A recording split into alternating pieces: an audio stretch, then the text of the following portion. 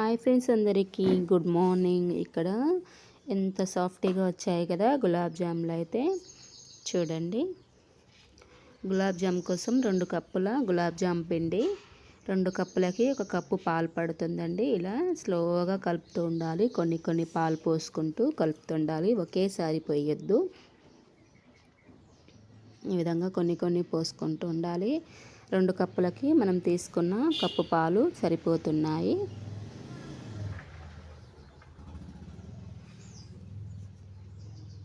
ఈ విధంగా కలుపుకోవాలి.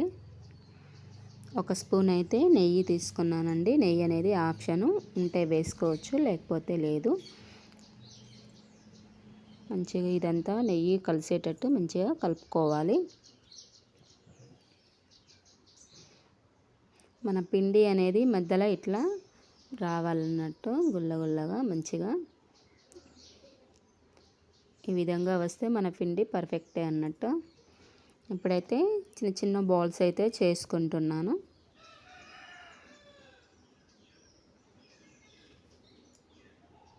మా చిన్నోడైతే ఇక్కడ చేస్తుండగానే అన్నీ క్రాక్సే వచ్చాయి వాడు చేసిన వాటికి. అట్లానే ఉంచాలంట, తర్వాతకి వేసేటప్పుడు సెట్ చేస్తాను. ఇప్పుడైతే చూపిస్తున్నాను చూడండి. ఒక పక్కనైతే పాకం పెట్టుకున్నానండి. పాకం ఎంత క్వాలిటీ పెట్టుకున్నాను అది కూడా చెప్తాను. ఇప్పుడైతే ఒక కడాయి తీసుకొని ఆయిల్ అయితే వేస్తున్నాను. ఆయిల్ అనేది మీడియం మంటలో పెట్టుకొని వేగించుకోవాలి. ఇవి ఇప్పుడైతే సిమ్లో పెట్టి వేయిస్తున్నాను.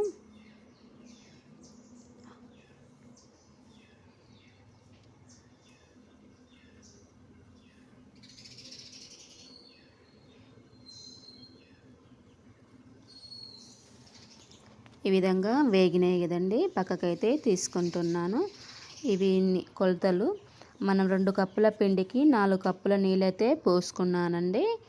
4 కప్పుల నీళ్ళు, 2 కప్పుల వరకు చక్కెర వేసుకున్నాను.